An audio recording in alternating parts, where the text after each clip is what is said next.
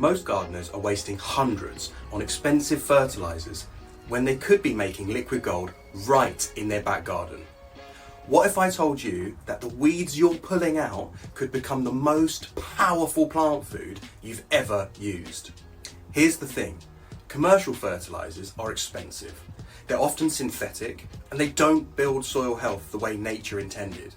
But there's an ancient technique that's been used for thousands of years that can turn any plant material into nutrient-packed liquid fertiliser. Today, I'm going to show you exactly how to make fermented plant extracts that will make your plants grow like they're on steroids, and it will cost you pennies to make. Fermented plant extracts are liquid fertilisers made by fermenting plant materials in water. Think of it like making a cup of tea, but for much longer, and instead of drinking it, you're feeding it to your plants. The fermentation process breaks down the plant cells and releases all of the nutrients, minerals, and beneficial compounds that were locked inside. When you ferment plants, you're creating a concentrated nutrient solution that's immediately available to your plants. It's like pre-digesting the food for them. The microorganisms that develop during fermentation also become part of the mix, creating a living fertiliser that actually improves your soil biology. The best part? You can make these extracts from literally any plant material. Weeds, kitchen scraps, grass clippings, pruned branches, everything can become plant food. It's nature's way of recycling nutrients, and we're just speeding up the process. Here's where things get really interesting. When plants decompose naturally, it takes months or even years for all of their nutrients to become available. But fermentation changes everything. During the fermentation process, beneficial bacteria and yeasts break down complex organic compounds into simpler forms that plants can absorb immediately. Studies have shown that fermented plant extracts contain not just the basic NPK nutrients, but also trace minerals, amino acids, growth hormones, and beneficial enzymes. Research from agriculture universities has found that plants treated with fermented plant extracts show 30 to 50% better growth rates compared to those using synthetic fertilisers alone. The fermentation process also creates organic acids that help lower soil pH slightly, making nutrients more available to plant roots. Plus, the beneficial microorganisms in the extract help establish a healthy soil ecosystem that continues to work long after you've applied the fertiliser. So let me walk you through everything you need to get started. The beauty of this process is that you probably already have most of these items at home. You'll need a large plastic bucket or container with a tight fitting lid, a wooden stick or spoon for stirring, cheesecloth or fine mesh strainer, storage containers for the finished extract, measuring cups, an airlock. This is optional, but I highly recommend it as it saves you so much time and effort from having to keep burping the fermentation throughout the process. Another optional is pH strips or a digital pH meter. Again, these are optional, but can help you for your first few ferments to make sure you're getting it in the right zone. The variety of plants you can ferment is almost endless, but some work better than others. High nutrient plants like comfrey, nettle, and alfalfa create extracts perfect for leafy growth. Comfrey is also called the king of fermented extracts because it's packed with potassium, phosphorus, and growth promoting compounds. Plus, it's readily available and also doesn't sting like nettles do, which is exactly why I prefer to use comfrey at home. Seaweed and kelp make incredible extracts loaded with trace minerals that most land plants lack. If you live near the coast, collecting seaweed is free and incredibly effective. It's also great fungal food, which helps increase the levels of beneficial fungal colonies in your soil, enhancing the soil food web. Common weeds like dandelion, plantain, and clover are actually nutrient powerhouses. Dandelions, for example, have deep tap roots that pull minerals deep in the soil, concentrating them in their leaves. Kitchen scraps like banana peels, coffee grounds, and vegetable trimmings all work great. But banana peels are especially good for potassium-rich extracts that flowering and fruiting plants absolutely love. The type of water you use matters more than you might think. Chlorinated tap water can kill the beneficial microorganisms you're trying to cultivate. If you only have tap water, let it sit out for 24 hours before using it, and add a pinch of vitamin C powder or humic acid to neutralise the chlorine instantly. Rainwater is ideal because it's naturally soft and free of chemicals. Now let's get into the actual process. This is where the magic really happens, and I'll walk you through each step so you can get the perfect results every single time. Start by collecting your plant materials. The fresher, the better. But even slightly wilted plants can work absolutely fine. So use what you have. Chop your plant materials into smaller pieces. This isn't absolutely necessary, but I found it speeds up the fermentation process by giving the microorganisms more surface area to work with. I usually just rough chop everything with garden shears in a separate bucket first. I then like to fill my container with between 25 to 50% plant material and then top up the rest with water. You want to make sure that the water covers the plants completely, but do leave some airspace at the top because the mixture will bubble and foam during active fermentation. It does get really lively. The more material you use, the more nutrients will be in the ferment. It really depends on how much material you have available, so play around with the amount and see what works for you. Now, for the secret ingredient that most people skip: sugar.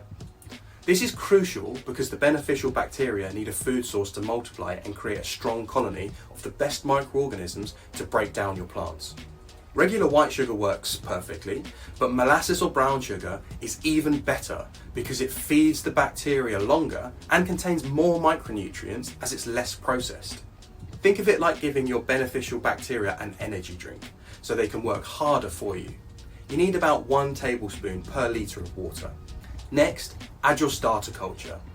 While you can rely on naturally occurring bacteria, which is ubiquitous around us, adding a handful of healthy garden soil, finished compost, or even better, lactobacillus serum or IMO dramatically speeds up the process and ensures you get the right kind of fermentation. This introduces millions of beneficial organisms that drive the entire process. From personal experience, I found that when using a starter culture such as labs or IMO, your fermentation is really unlikely to take on disgusting putrid smells. This is because you're making sure to inoculate your ferment with already strong microorganisms which will outcompete any other nasty ones that can cause awful smells. Stir everything together thoroughly, making sure all plant material is submerged. You might need to weigh down floating materials with a clean rock or a piece of wood.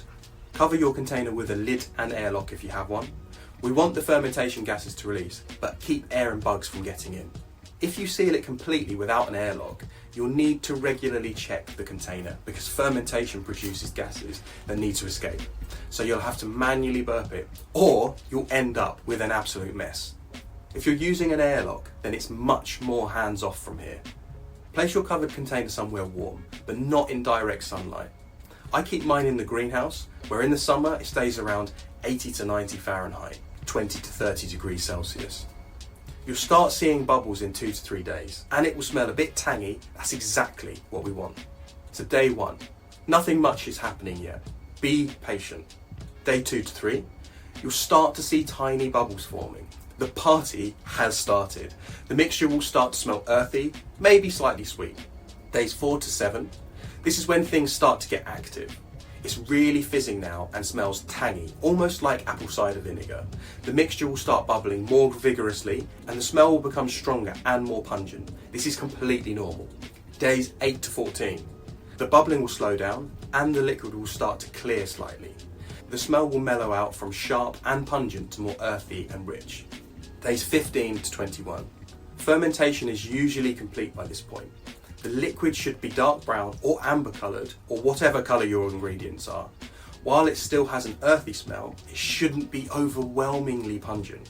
Temperature plays a huge role in fermentation speed. In warm weather, so around 75 to 85 Fahrenheit, fermentation can be complete in between 10 to 14 days. But in cooler conditions, around 60 to 70 degrees Fahrenheit, it might take 3 to 4 weeks plus. Bonus tip, I always add some herbs or marigolds to my plant material when making a ferment. Not just for the qualities of these plants, but this is the easiest way I've found to also add their aroma to the finished ferment, making it smell a little more appealing. White mould on the surface. This is known as the pellicule.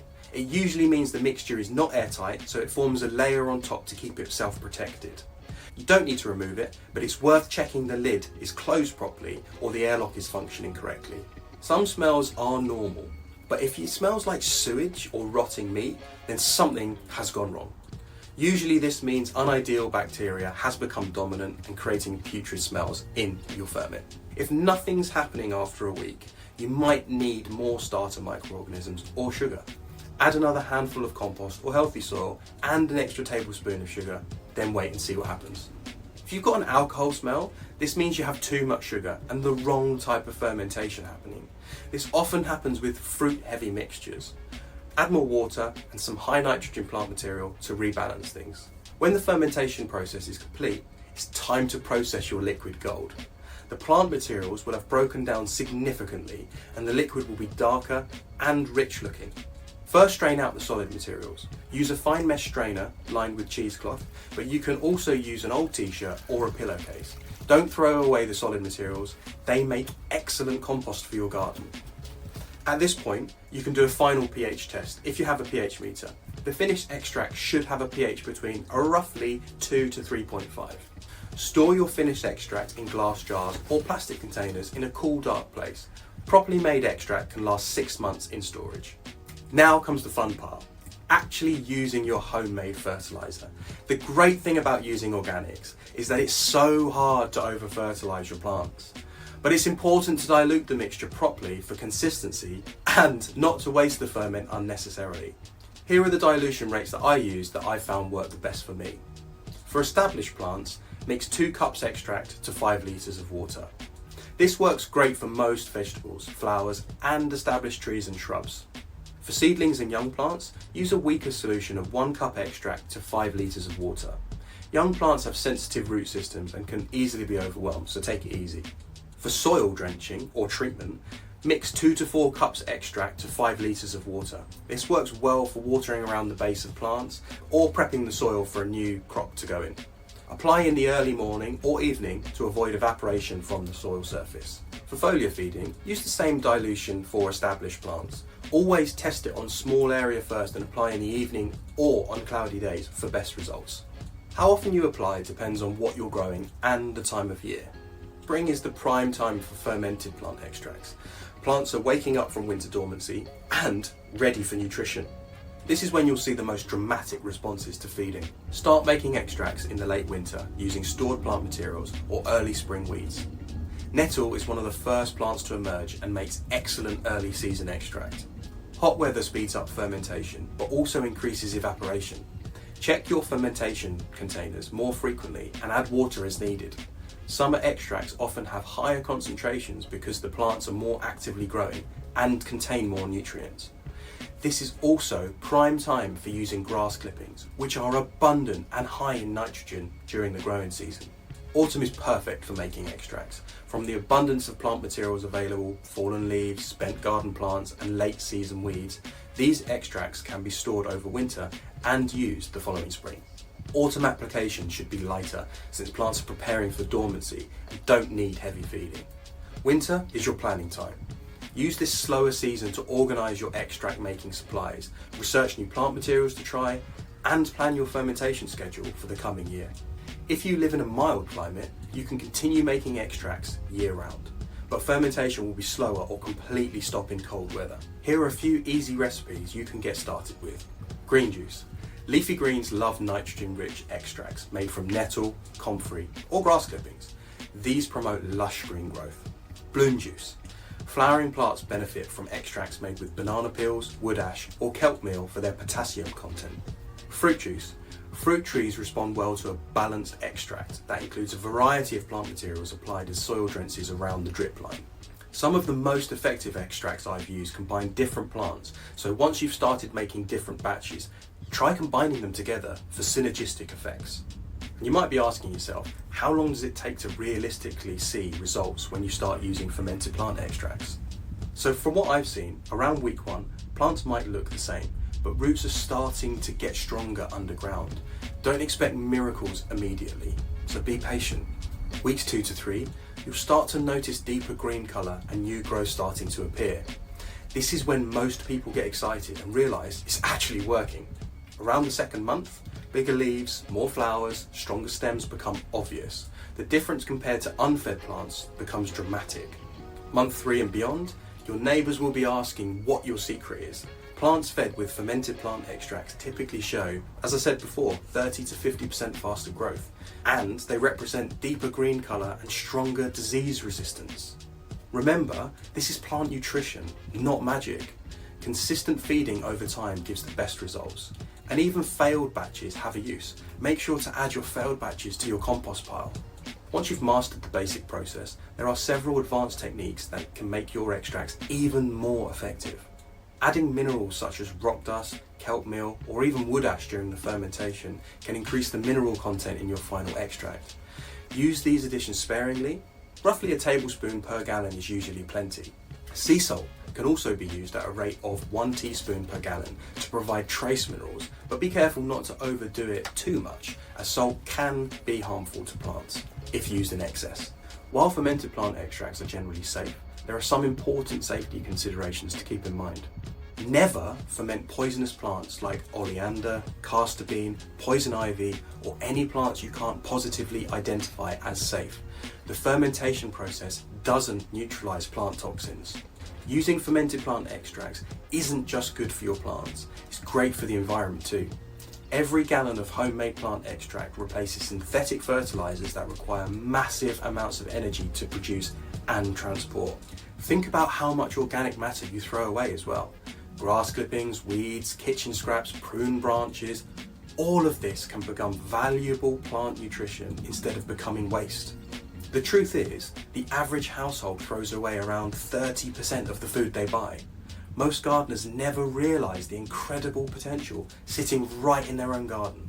Every weed they pull, every grass clipping they bag up, every kitchen scrap they throw away, it's all potential plant food that could be making their garden more productive and beautiful. Unlike synthetic fertilisers that actually harm soil biology over time, fermented plant extracts improve soil health with every application. The beneficial microorganisms in the extracts help build a thriving soil ecosystem. This living soil holds water better, reduces erosion, and creates conditions where plants are naturally more resistant to pests and diseases. It's a positive cycle that gets better over time. These fermented plant extracts aren't just some trendy gardening hack. They're based on thousands of years of agricultural wisdom, backed by modern science, and proven in gardens around the world. The best part, once you start making them, you'll never want to go back to buying expensive fertilizers again. Plus, your plants will thank you with faster growth, better yields, and increased resistance to pests and diseases. Not just that, your own wallet will thank you when you stop buying synthetic fertilizers, and the environment will thank you for reducing waste and building healthier soil.